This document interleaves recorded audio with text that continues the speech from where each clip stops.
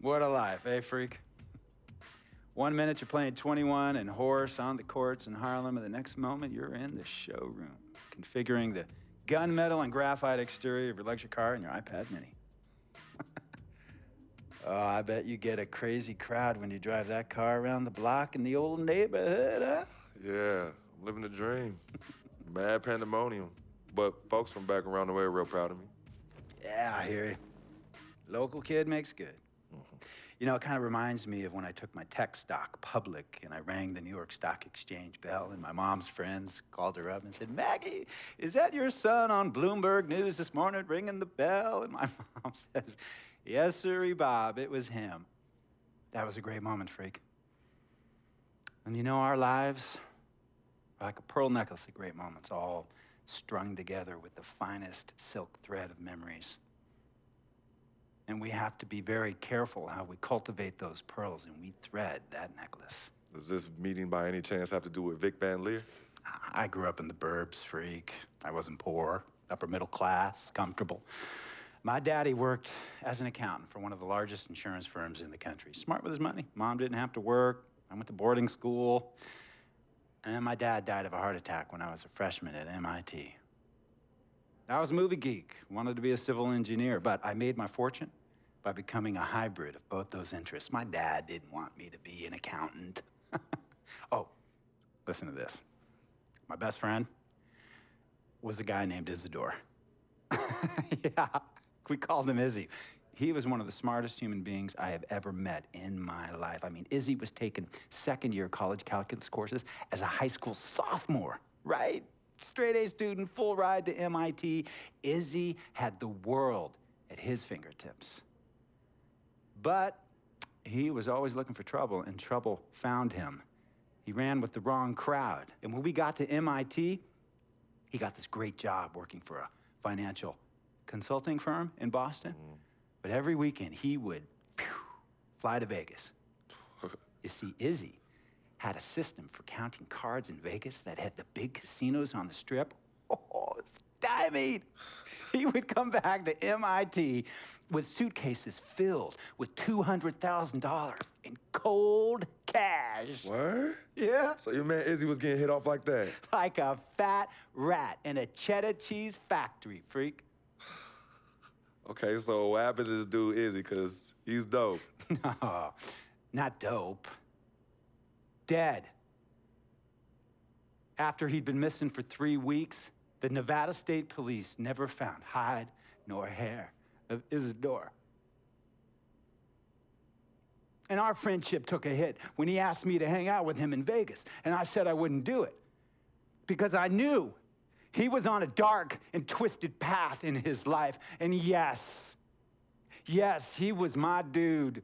But no way was I gonna throw my life away trying to show my loyalty to a guy who really and truly didn't understand what loyalty was all about. So this meeting is about Vic. Correctamente. Okay, well, sir, Vic isn't Izzy. And why's that, freak? Well, for one thing, you and your dead friend Izzy didn't grow up poor. Me and Vic grew up in a neighborhood where we had to look over our shoulder every 2 seconds to make sure nobody was going to walk up on us and rob us. True. Izzy and I did not grow up in the hood. But we, like you, thankfully grew up in a 2-parent household. But even that wasn't enough for Izzy. He wasn't satisfied. He was always looking for a 5-alarm fire when he already had the warmth and comfort of a loving family. This is not about class warfare, freak. This is about the consequences of making bad choices and risking it all when you feel like you have nothing to lose. Vic is like a brother to me, sir. But you shouldn't be Brother Vic's keeper, freak. Would a brother go looking for trouble and put your career and your livelihood at risk by getting into fights at nightclubs and seedy after-hour joints and then scream to the media, "Yeah, it's all good, I'm an FOF, friendo freak. It's all misunderstanding. Y'all be haters, don't hate my game." I don't think a brother would do that to someone they really cared about, but a guy who looked at you like a meal ticket would. No. See, you don't understand Vic. Really? I don't understand. No.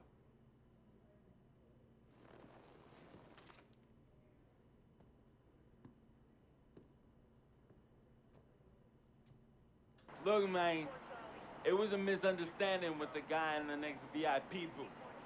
His honey started flirting with me, so naturally I started flirting back.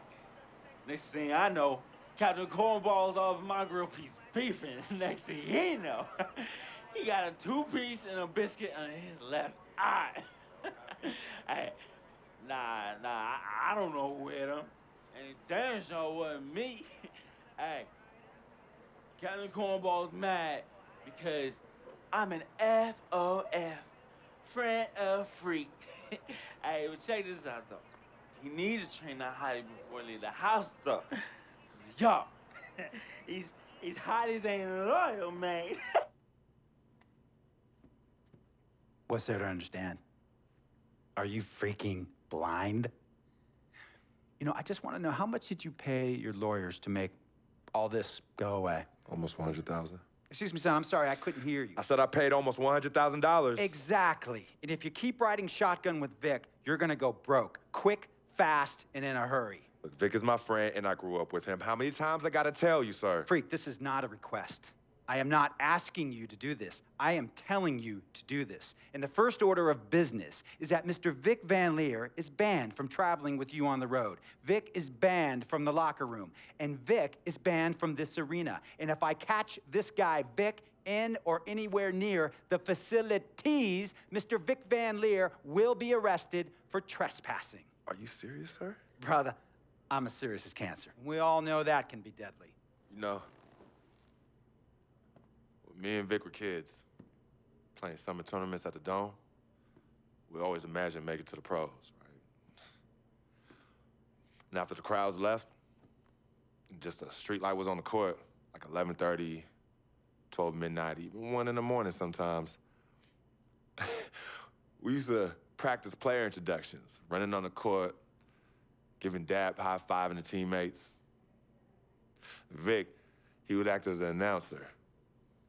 You know, he would introduce me, announce my name on the loudspeaker, and the Jumbotron would flash my image like a little guy dressed in long shorts and a jersey. And now, fresh off his 3-game, 62-point scoring streak, the youngest player to ever do so in NBA history, Frequency Vibrations.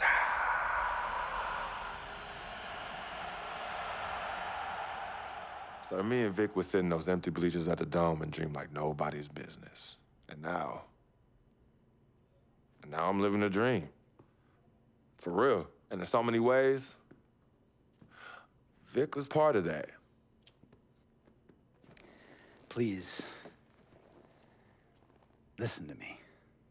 I mean, I know this guy's your dude from way back. Look, me and Vic go way back like the front seats of a '67 Cadillac. That's good. We go way back.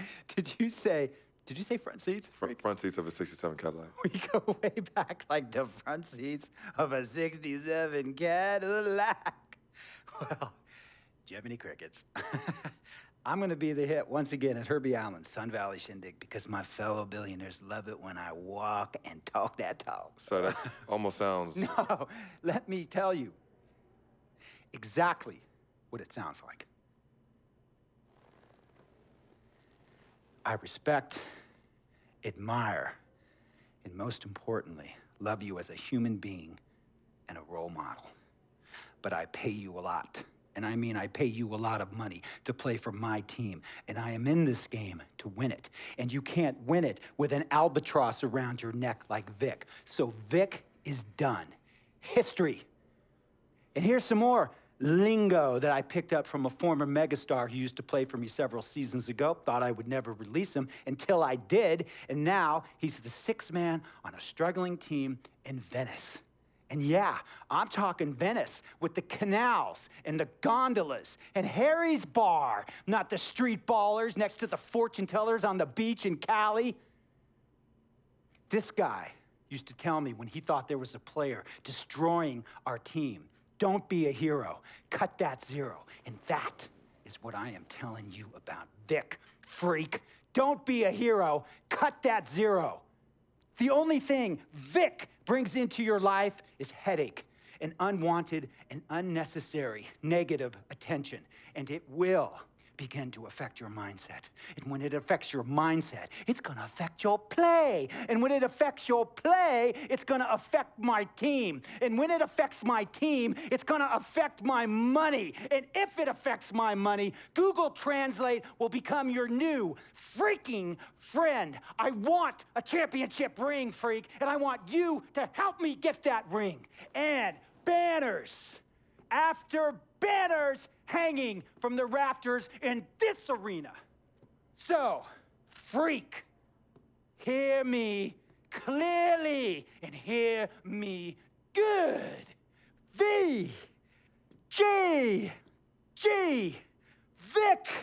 gotta go!